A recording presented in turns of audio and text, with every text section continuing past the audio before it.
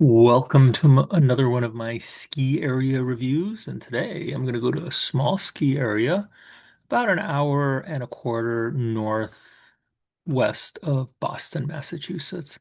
So I doubt a lot of people from New York or Philadelphia are going to go to Pat's Peak or make a specific trip to Pat's Peak. I have a long history there, so of course I wanted to talk about it. My family used to live in Rhode Island, and when we lived in Rhode Island, there weren't a lot of options to ski like really close by.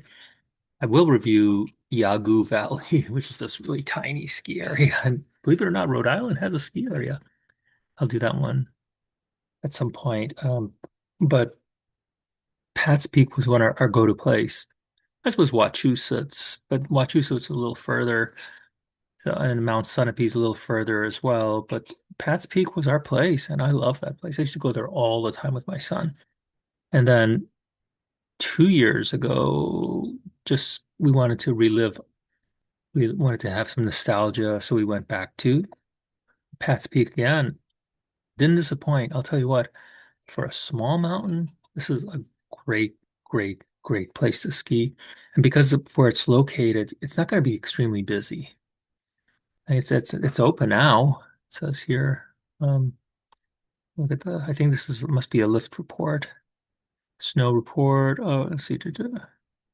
We had a great couple of days in the mountain. We're excited to welcome more skiers and snowboarders on Sunday, December 7th, blah, blah, blah. Because there's, hey, today's Pearl Harbor Day, if you don't know. So it was fun visiting there again. Didn't disappoint as usual. So where is it located? You can see it's not that far from Lebanon. So if you're a Dartmouth person, you can go over there and ski. Mount Sunapee up here somewhere. And then you can see that's near Manchester, Portsmouth, and New Hampshire, Salem, and Boston. So if you after you visit some witches, you can come over and ski. I just loved going there. And in fact, when we went back, I had the time of my life just to relive that little ski area. It's real close to a college. So I think it's called New England College. I'm not 100% sure. If I zoom in close enough, I could probably figure it out. Yeah, I think it's called New England College and in Henniker. And they have their own little ski team, so you can see their their folks practicing, yeah, somewhere around here. Okay, well, I'm like, this is not the purpose of the review, but you can see them skiing over there and practicing. All right, so let's take a look at the mountain itself. Let's see the mountain, trail map, and stats. That's obviously it has night skiing. Let's go to just some mountain stats first. Summit elevation 1460 feet. You have 770 feet vertical drop. Not that great. I mean high.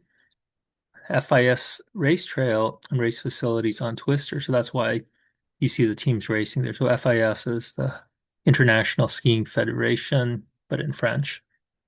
And because of that, you can have races, pro races in those areas that have FIS certified trail. So here, obviously, this is an FIS certified trail over here. So let's take a look at this mountain. So you have two areas. You have the main area here. I guess you can call it the face or whatever you want to call it. And then you have this Cascade Basin. I recall when Cascade Basin was first opened, and I was so excited about that. Wow, I can't wait. We can go ski something different. A little green tea here in the morning. Let's see. Yeah, so you have your base lodge here. You have a little carpet beginner area right here. And it was funny, and my son and I remember this all the time. One day we were sitting in the base area.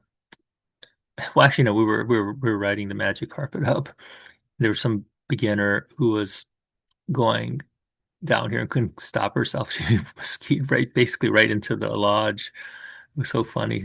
I never forget that. One of the things you share with your family when you ski a lot together.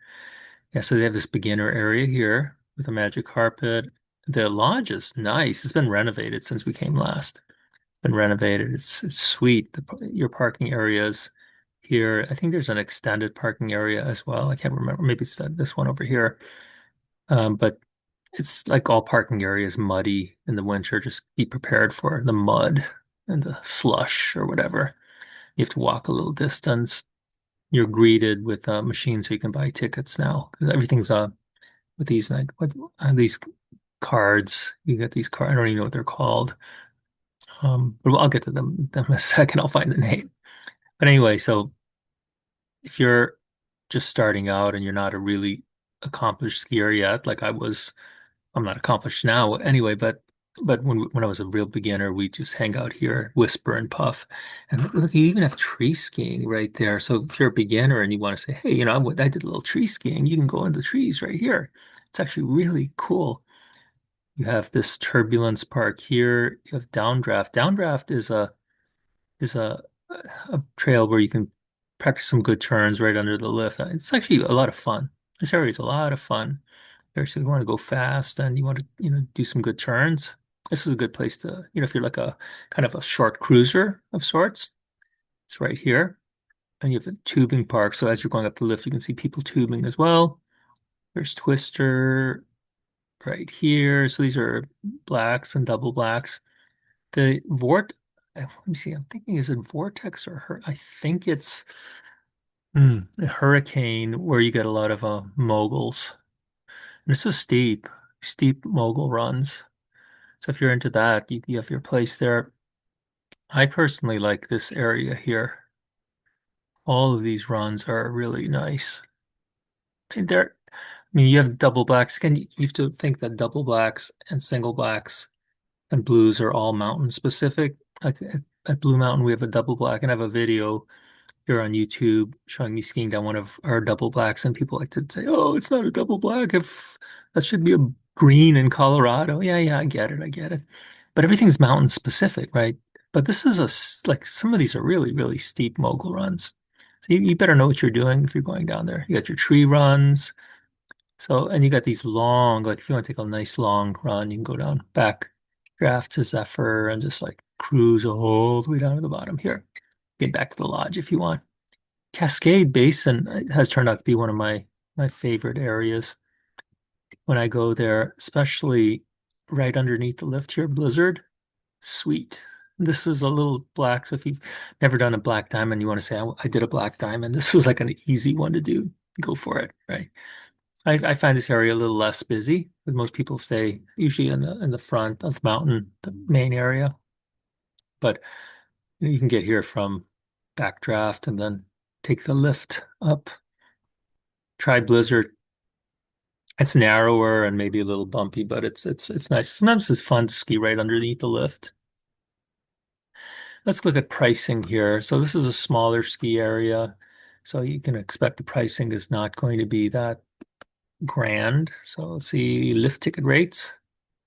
One thing I like about Pat's Peak is that they give you these options of half days, and I really like, excuse me, half days. RFID card. That's what I was looking for. RFID card. Usually all these mountains, you have to purchase the RFID card the first time you have it. So you want to keep it, right? So you don't have to pay $5 every time you get a new one. So, I have like a million of these cards from all the places I go. It's crazy. Yeah, so weekend, holiday, ooh, reservations are required on weekends and holidays. Okay, that's interesting. I try not to ski on weekends and holidays. Usually then I'll be working, like I'll teach in those days, teach skiing because that's when most people want to come. But for me as a skier, I don't enjoy skiing on those days unless it's like really early in the morning before anybody else can hurt me.